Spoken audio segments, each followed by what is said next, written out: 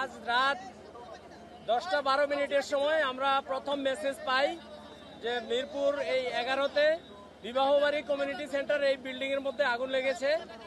তো আমাদের খবর পাওয়ার সাথে সাথে আমাদের nearest fire station Pallabi fire station এখানে পৌঁছায়। পল্লবী ফায়ার স্টেশন থেকে 2টি গাড়ি, অর্থাৎ এই গাড়ি দুটো পৌঁছানোর পর আগুনের ভয়াবহতা দেখে যে 6তলা বিল্ডিং এর 6 তলায় আগুন জ্বলছে।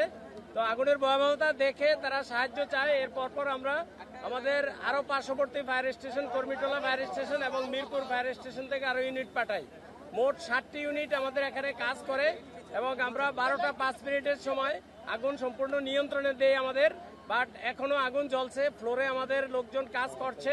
এখন আমরা পুরোপুরি নির্বাপন দেইনি, বাট আগুন আমাদের এখন সম্পূর্ণ নিয়ন্ত্রণে আছে। আর এই বিল্ডিংটা মাঝে মাঝে 2-1টা ফ্লোর খালি আছে এবং যেই ফ্লোরে আগুন লেগেছিল ওখানে শুধু পরিত্যক্ত মালামাল, কাগজ, বিভিন্ন ফার্নিচারের পরিত্যক্ত পুরানো মালামাল, এগুলোতে আগুন জ্বলছিল।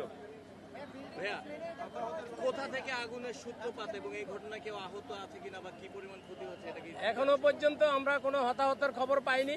আমার মনে হয় না যে কেউ আহত বা নিহত হয়েছেন।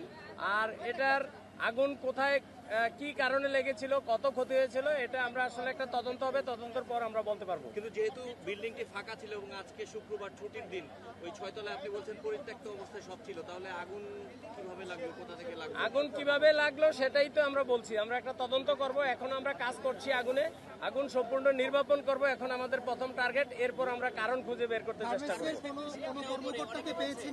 এটা আসলে কোনো গার্মেন্টস কিনা এটাও বোঝা যাচ্ছে না, পরিত্যক্ত মালামাল, কাগজপত্র এই সমস্ত, বাট এই ভবনের বা ভবন কর্তৃপক্ষের কাউকে আমরা এখনো পাইনি।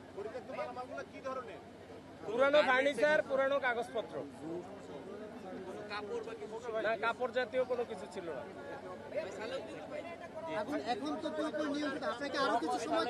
আমরা আরো কিছু সময় কাজ করবো, সম্পূর্ণ নির্বাপন শেষে আমরা এখান থেকে যাব। আগুন সম্পূর্ণ নির্বাপন না করা পর্যন্ত আমরা যাব না, বাট এখন আগুন সম্পূর্ণ নিয়ন্ত্রণে, আগুন বাড়ার আর কোনো সম্ভাবনা নেই।